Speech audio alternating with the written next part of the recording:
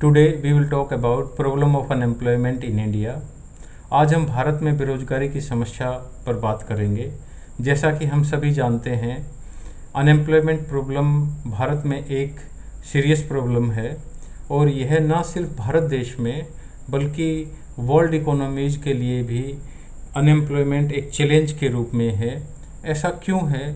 ऐसा इसलिए है कि अभी इसके फ्यूचर में और अधिक सीरियस होने की पॉसिबिलिटीज़ हैं कि बेरोज़गारी और बढ़ेगी, क्योंकि बेरोज़गारी को हम एक अभिशाप के तौर पर लेते हैं। अभिशाप के तौर पर क्यों? क्योंकि यह एक व्यक्ति के लिए निर्धनता को दिखाता है, समाज के लिए यह एक पतन को शो करता है। इसी प्रकार से एक देश के लिए मानवीय संसाधनों की हानि का यह प्रतीक है। इसलिए बेरोज़गारी के बारे में जानना और समझना आज के लिए हमारे विषय के लिए ज़रूरी हो गया है। तो सबसे पहले हम इसमें बेरोज़गारी के अर्थ को जानने की कोशिश करते हैं कि बेरोज़गारी का अर्थ क्या है।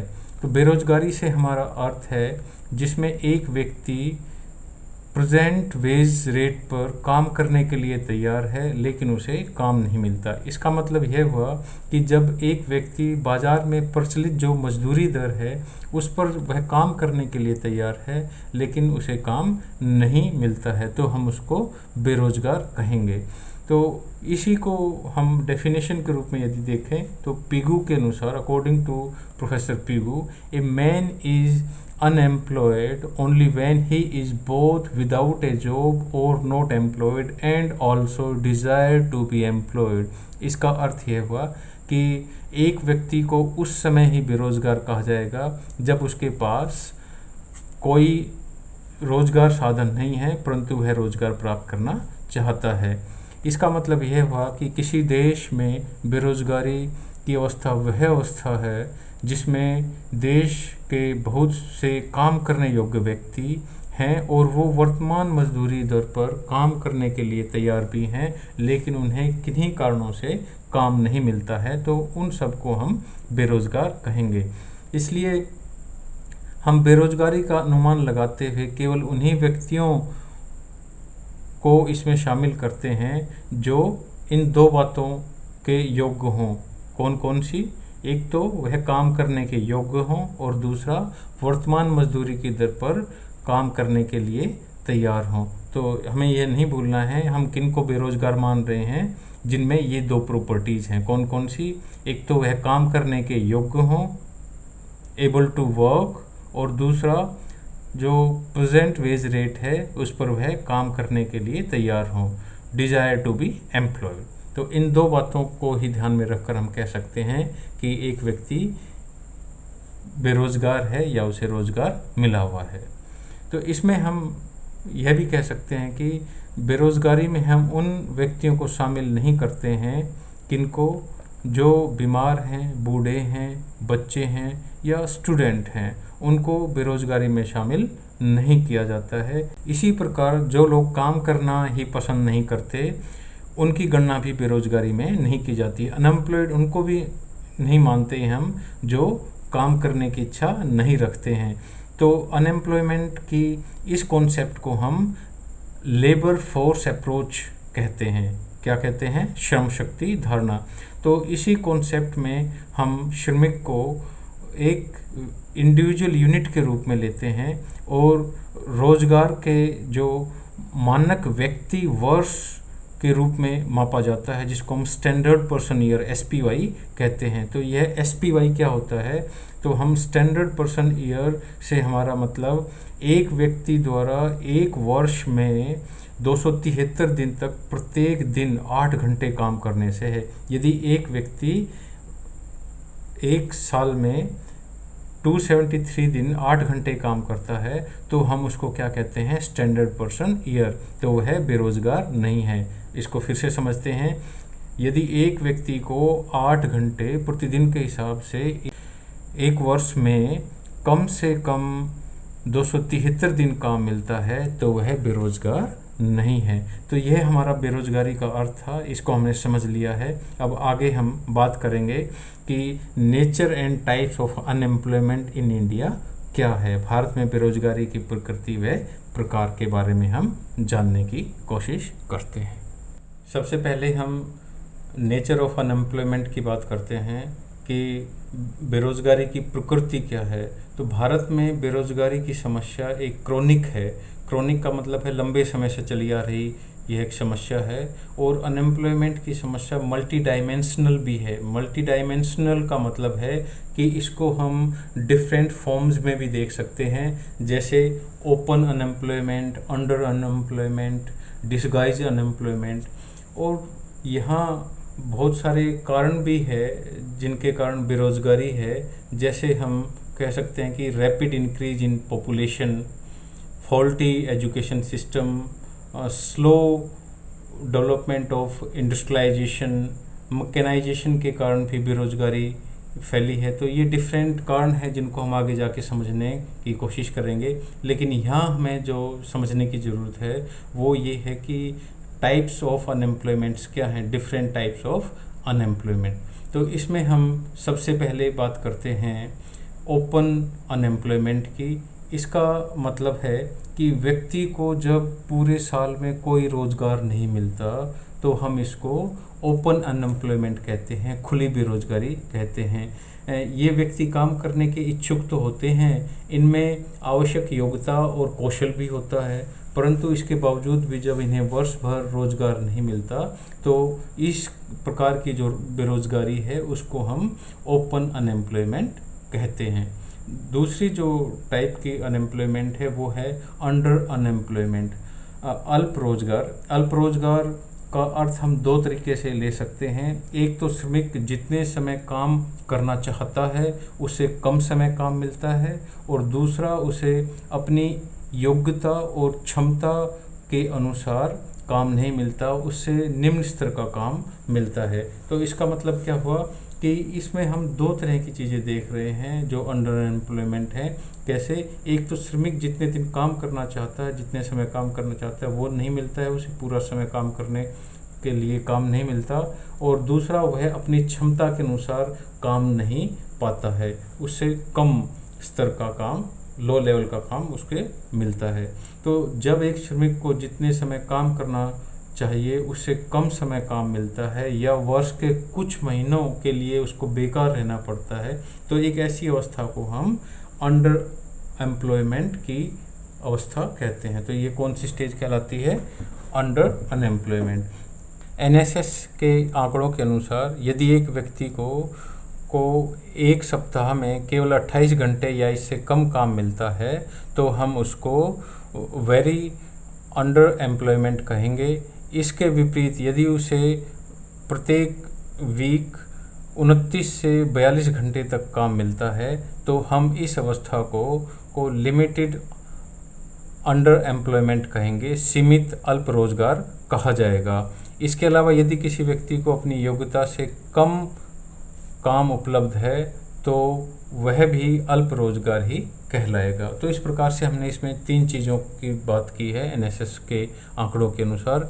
जो 28 घंटे या इससे कम उसको हम अति अल्प रोजगार कहते हैं, और 29 से 42 घंटे तक काम जिनको मिलता है उनको हम सीमित अल्प रोजगार कहते हैं, और इसके अलावा जिसको अपनी क्षमता से कम काम उपलब्ध होता है उसको हम अल्प रोजगार कहते हैं। अगला जो प्रकार है बेरोजगारी का उसको हम डिसगाइज अनएम्प्लॉयमेंट कहते हैं। इसको छिपी या अदृश्य बेरोजगारी भी कहा जाता है। तो इससे अभिप्राय है जब किसी कार्य को करने के लिए जितने व्यक्ति चाहिए उससे अधिक व्यक्ति काम पर लगे हुए हों। इसका मतलब है जब हमें किसी काम के लिए मान लीजिए 10 व्यक्तियों की ज़रूरत है और वहाँ पर 10 से अधिक व्यक्ति काम कर रहे हों, तो यदि कुछ व्यक्ति को काम से हटा भी दिया जाए तो हम क्या कह रहे हैं, यदि काम पर लगे हुए व्यक्तियों में से कुछ व्यक्तियों को हम काम से हटा भी दें तो भी कुल उत्पादन में कमी नहीं होगी, तो जो टोटल प्रोडक्शन है उसमें कमी नहीं आती है। तो इस प्रकार हम कह सकते हैं कि जिन श्रमिकों को हटाया गया है उनकी मार्जिनल प्रोडक्टिविटी शून्य होती है। तो जिनको हटाया गया है उन्होंने टोटल प्रोडक्शन पर कोई अफेक्ट नहीं डाला है। तो एग्जाम्पल के लिए हम कह सकते हैं कि मान लीजिए 1 हेक्टेयर खेती की जुताई करने के लिए केवल 2 व्यक्तियों की आवश्यकता है। यदि उसी खेत में 5 व्यक्ति काम पर लगे हुए हैं तो 3 व्यक्ति छिपी बेरोजगारी डिसगाइज्ड अनएम्प्लॉयमेंट को एक्सप्रेस कर रहे हैं। तो भारत में छिपी या अदृश्य बेरोजगारी की समस्या एक बड़ी समस्या है, ये काफ़ी सीरियस प्रॉब्लम है और पर्टिकुलरली यह एग्रीकल्चर सेक्टर में काफ़ी देखने को मिलती है। ग्रामीण क्षेत्र में काम करने वाली जनसंख्या का 25% से 30% भाग अदृश्य बेरोजगारी के रूप में है। ऐसा क्यों है? क्योंकि गांवों में मुख्य तौर पर खेती का कार्य होता है और खेती के कार्य में परिवार के जितने भी लोग हैं वो सब लगे रहते हैं, इसलिए हमें एग्रीकल्चर सेक्टर में डिसगाइज अनएम्प्लॉयमेंट देखने को काफ़ी मिलता है। फिर अगला जो टाइप है वो है सीजनल अनएम्प्लॉयमेंट, मौसमी बेरोजगारी। इसका अर्थ है कि व्यक्ति को किसी विशेष सीजन में तो रोज़गार मिल जाता है, लेकिन जो दूसरे सीजन है उसमें वह बेरोजगार रहता है। भारत में कृषि क्षेत्र में सीजनल अनएम्प्लॉयमेंट काफ़ी अधिक मात्रा में देखने को मिलता है, क्योंकि एग्रीकल्चर सेक्टर में फसल बोने के समय में और फसल काटने के समय में तो रोज़गार मिलता है, लेकिन फसल बोने के बाद से काटने तक के बीच में जो काम होता है वो ज़्यादा अवेलेबल नहीं होता है, तो कृषि मजदूरों को बेरोज़गारी का सामना करना पड़ता है। एक अनुमान के अनुसार आमतौर पर जो किसान साल में एक फसल बोता है वह 5 से 7 महीने तक बेरोज़गार रहता है। कुछ मौसमी उद्योग होते हैं, कुछ सीजनल जो इंडस्ट्रीज़ हैं उनमें भी सीजनल अनएम्प्लॉयमेंट की समस्या पाई जाती है।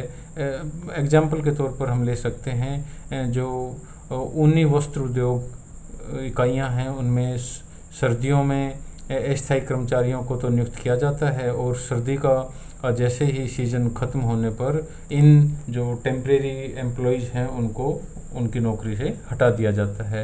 तो इस तरीके से ये व्यक्ति जो सीजनल अनएम्प्लॉयमेंट है उसका शिकार हो जाते हैं। तो इस प्रकार से हमने इसको सीजनल अनएम्प्लॉयमेंट को समझने की कोशिश की है। अब हम बात करते हैं संघर्षात्मक बेरोजगारी की, फ्रैक्शनल अनएम्प्लॉयमेंट की।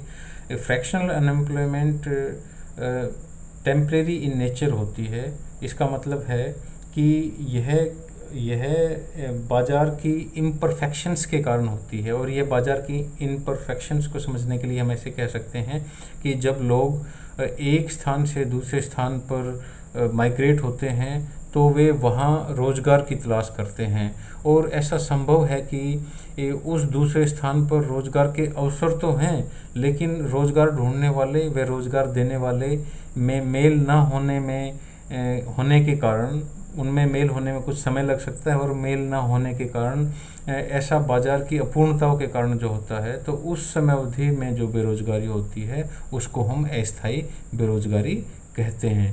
तो इसे संघर्षात्मक बेरोज़गारी कहा जाता है, और बाज़ार की अपूर्णताएं जैसे ही दूर होती हैं संघर्षात्मक बेरोज़गारी, फ्रैक्शनल अनएम्प्लॉयमेंट समाप्त हो जाती है।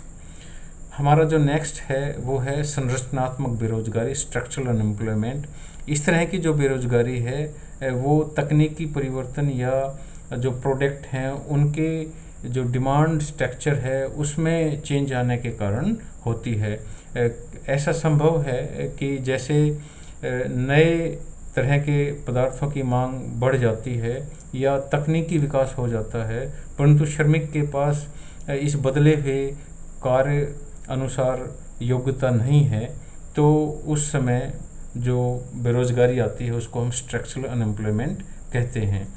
एग्जाम्पल के तौर पर हम कह सकते हैं कि उन्हें जो योग्यता के अनुरूप अपने आप को नहीं ढाल पाते श्रमिक, उन्हें नई तरह के उत्पाद बनाने नहीं आते हैं या नई तकनीक के अनुसार काम करना नहीं आता है, तो उसके कारण वो बेरोज़गार हो जाते हैं। तो इसी को हम स्ट्रक्चरल अनएम्प्लॉयमेंट कहते हैं।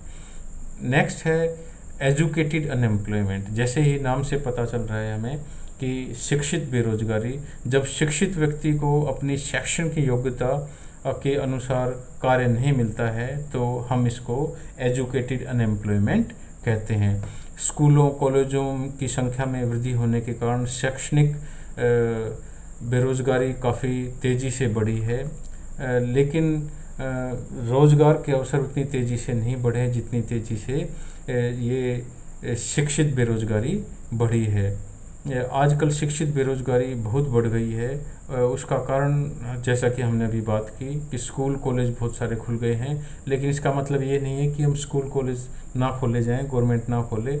इसके लिए ज़रूरत है कि योग्यता अनुसार, अपनी शैक्षणिक योग्यता के अनुसार उनको मिले, ताकि जो शिक्षित बेरोज़गारी है उसको कम किया जा सके। परंतु शिक्षित व्यक्ति वाइट कॉलर जॉब्स की तलाश में रहते हैं, वो दूसरे जो फिजिकल वर्क है उसमें वो लज्जा का अनुभव करते हैं उसको करने में। इसलिए हमें चाहिए, गवर्नमेंट को चाहिए कि शिक्षित बेरोज़गारी को दूर करने के लिए इस तरह के कदम उठाए जाएं ताकि वो अपनी शैक्षणिक योग्यता के अनुसार काम पा सकें। यदि हम एग्जाम्पल के तौर पर देखें तो दिसंबर 2014 में देश में 969 जो एम्प्लॉयमेंट एक्सचेंज थे उसमें लगभग 5 करोड़ शिक्षित बेरोज़गार रजिस्टर्ड थे। तो इस प्रकार से यदि हम इसकी तुलना करें ईयर 2009-10 में जो अनपढ़ व्यक्ति थे उनकी बेरोज़गारी दर केवल 0.2% थी, जबकि वहीं ग्रेजुएट और इससे अधिक जो शिक्षित वर्ग थे उनकी यह बेरोज़गारी दर 9% थी। तो देखिए, जो इलिटरेट पर्सन हैं और जो लिटरेट हैं उनमें जो अनएम्प्लॉयमेंट रेट है उसका काफ़ी लंबा गैप है। जो बेरोज़गारी दर अनपढ़ लोगों की थी वो 0.2% थी 2009-10 में, जबकि ग्रेजुएट और इससे अधिक शिक्षित वर्ग की यह 9% थी। तो अब हम इसी में चक्रीय बेरोज़गारी की बात करेंगे, जिसको हम साइक्लिकल अनएम्प्लॉयमेंट कहते हैं। ये हम जानते हैं कि प्रत्येक इकोनॉमी में ट्रेड साइकिल्स आते रहते हैं, उतार चढ़ाव आते रहते हैं। जैसे तेज़ी मंदी आती रहती है। तेज़ी के दिनों में आर्थिक क्रियाएं बहुत अधिक मात्रा में होती हैं, इसी प्रकार मंदी के दिनों में आर्थिक क्रियाएं कम होती हैं। तो जैसे उत्पादन क्रियाओं अधिक तेज़ी से होती हैं तो रोज़गार की संभावनाएं बढ़ती हैं। यदि औद्योगिक जो इंडस्ट्रियल यूनिट्स हैं, यदि मंदी आ जाती हैं तो उनमें भी सुस्ती आ जाती है और वो भी मंद हो जाती हैं। तो इस तरीके से बेरोज़गारी बढ़ जाती है मंदी के दिनों में, और व्यापारिक चक्रों के कारण मंदी काल में जो बेरोज़गारी होती है उसे ही हम साइक्लिकल या चक्रीय बेरोज़गारी कहते हैं। इसी में हम अब इंडस्ट्रियल अनएम्प्लॉयमेंट की बात करते हैं, औद्योगिक बेरोज़गारी की। तो जनसंख्या व शहरीकरण के बढ़ने से हम जानते हैं कि शहरों की तरफ लोगों का काफ़ी झुकाव बढ़ गया है, शहरों की तरफ सब आना चाहते हैं, क्योंकि इंक्रीज इन पॉपुलेशन और अर्बनाइजेशन के होने के कारण, और वहीं आकर शहरों में ही आकर रोज़गार भी प्राप्त करना चाहते हैं। इस कारण से शहरों में उद्योग जो हैं उन पर एक तरह का एक प्रेशर हो गया है कि रोज़गार का। इसका मतलब है कि जब अधिक लोग शहरों के उद्योगों में नौकरी करना चाहते हैं तो एक तरह का प्रेशर होता है, और इस प्रेशर को हम इस तरीके से देख सकते हैं कि यह दिन ब दिन बढ़ता हुआ ही जा रहा है।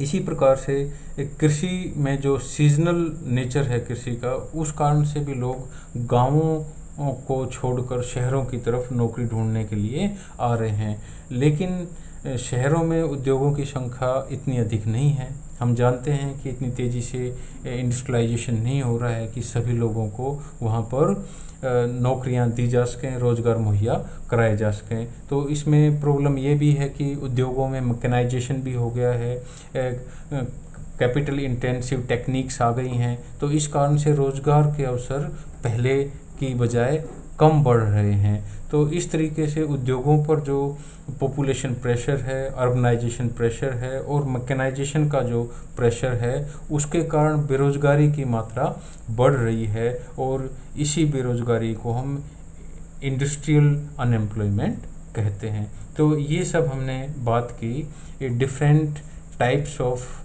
अनएम्प्लॉयमेंट की। अब हम आगे बात करते हैं कि ट्रेंड्स ऑफ अनएम्प्लॉयमेंट की। इसका मतलब है estimates of unemployment in India. Bharat में बेरोज़गारी की क्या प्रवृत्तियां हैं और या भारत में बेरोज़गारी का क्या अनुमान है। इंडिया में प्रॉब्लम ऑफ अनएम्प्लॉयमेंट एक मेजर इकोनॉमिक प्रॉब्लम है। इसको हम डिफरेंट डेटा से समझ सकते हैं कि किस प्रकार भारत में साइज ऑफ अनएम्प्लॉयमेंट बढ़ा है और किस प्रकार रेट ऑफ अनएम्प्लॉयमेंट रहा है। तो यदि हम डेटा पे एक नज़र डालें तो ईयर 2001-2002 में जो टोटल पॉपुलेशन थी वो 102 करोड़ 90 लाख थी, जिसमें जो टोटल लेबर फोर्स थी वो 37 करोड़ 82 लैक्स थी, जिसमें से 34.34 करोड़ एम्प्लॉयड थे और 3.48 अनएम्प्लॉयड। तो इस प्रकार से जो अनएम्प्लॉयमेंट रेट था ईयर 2001-2002 में वह 9.21 रहा।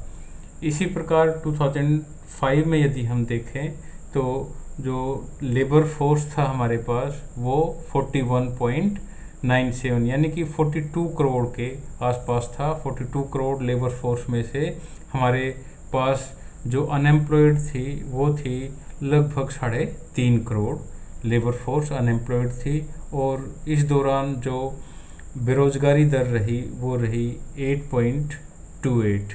इसी प्रकार यदि हम ईयर 2009-10 की बात करें तो हमारी जो टोटल पॉपुलेशन थी वो 117 करोड़ थी, जिसमें से जो टोटल लेबर फोर्स थी वो 42.89 करोड़ थी और जो अवेलेबल था एम्प्लॉयमेंट लेबर फोर्स के लिए वो था 40 करोड़ 9 लैक्स के लिए। और इस प्रकार यदि हम अनएम्प्लॉयमेंट रेट को देखें तो यह थी 6.6।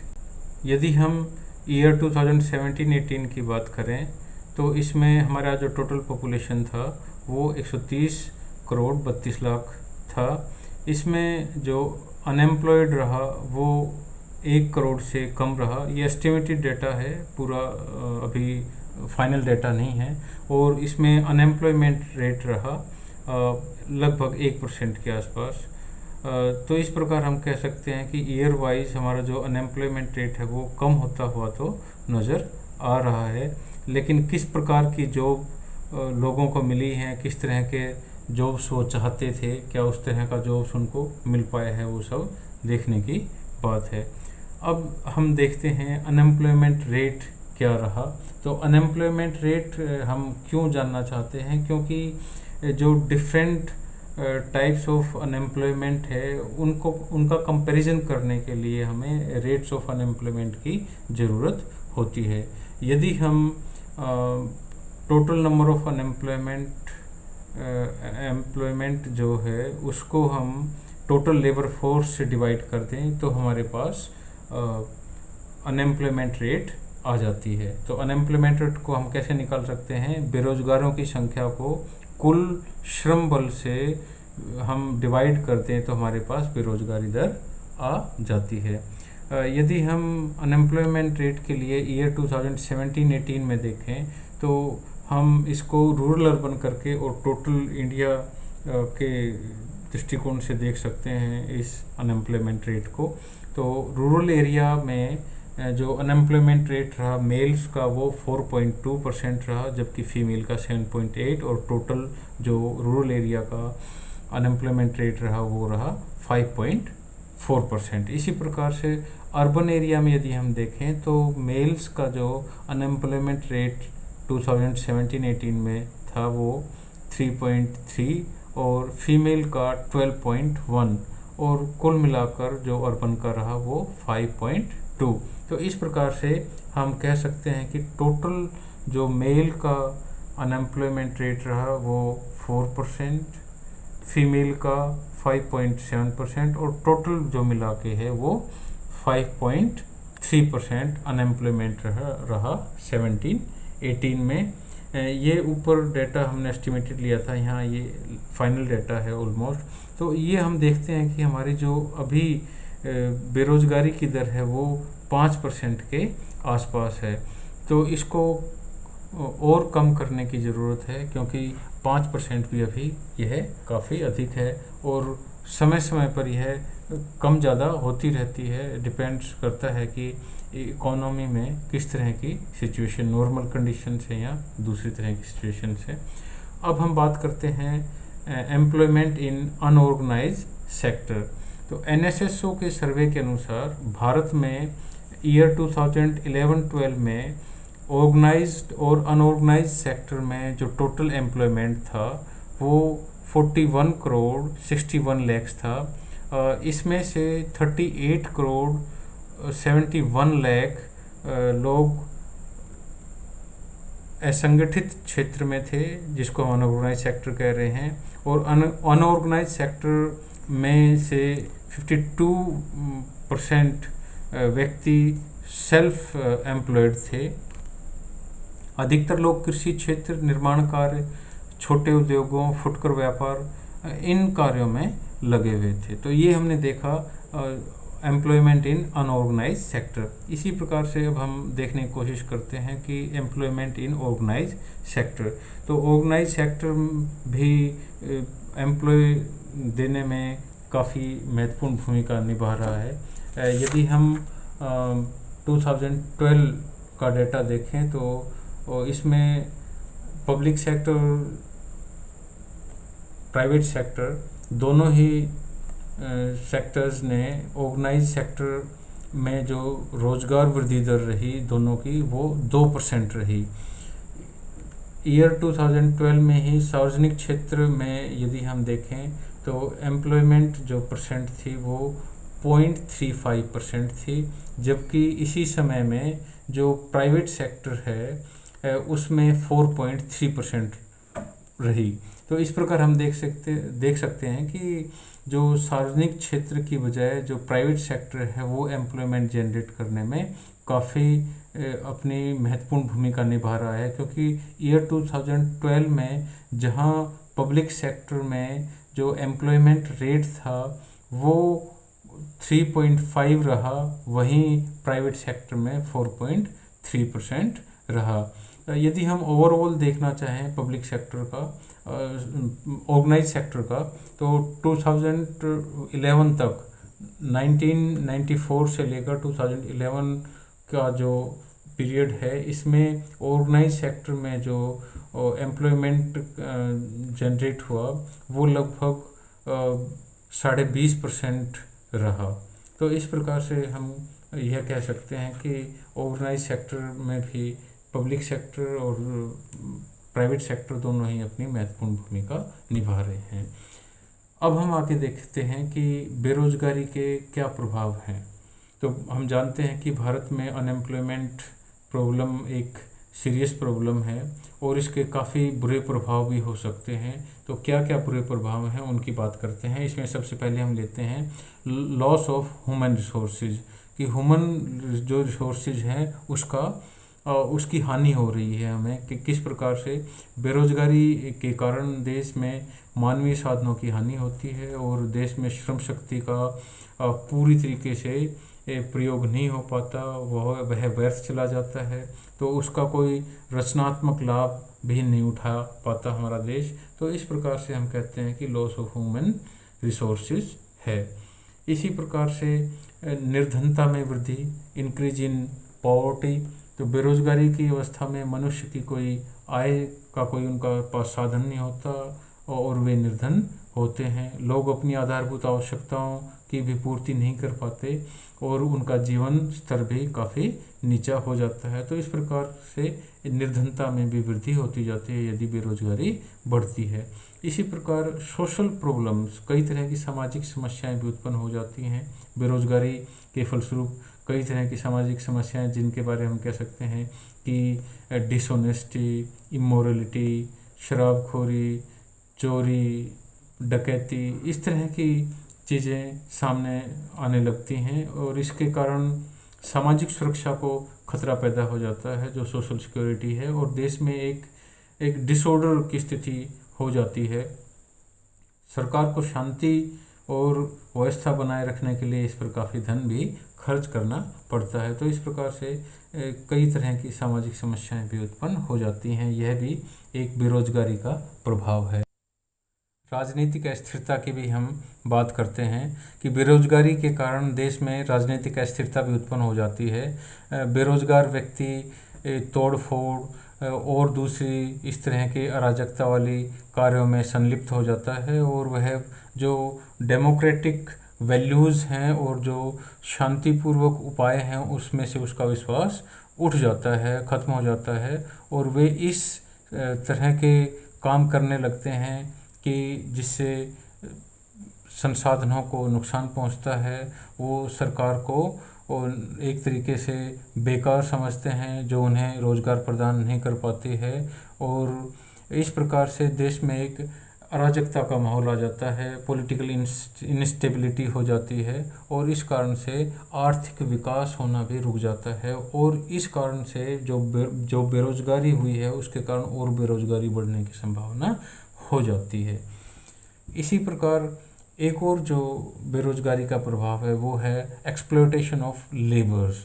तो जो श्रमिकों का शोषण है वो भी एक इसका दुष्प्रभाव है बेरोजगारी का। तो बेरोजगारी के कारण सभी श्रमिकों का शोषण होता है एक तरीके से, क्योंकि जिस श्रमिक को रोजगार मिलता भी है उन्हें भी कम मजदूरी दी जाती है और उनको बड़ी ही विपरीत परिस्थितियों में काम करना पड़ता है। तो इस प्रकार से हमने देखा कि बेरोजगारी के ये कुछ प्रभाव भी हैं जिनको हमने loss of human resources, increase in poverty, social problems, political instability और एक्सप्लॉयटेशन ऑफ लेबर के रूप में देखा है। तो ये इन बुरे प्रभावों से बचने के लिए, देश के विकास के लिए हमें ज़रूरत इस चीज़ की है कि हम बेरोज़गारी की जो दर है उसको कम करें, रोज़गार के अवसर को अपने देश में बढ़ाएं।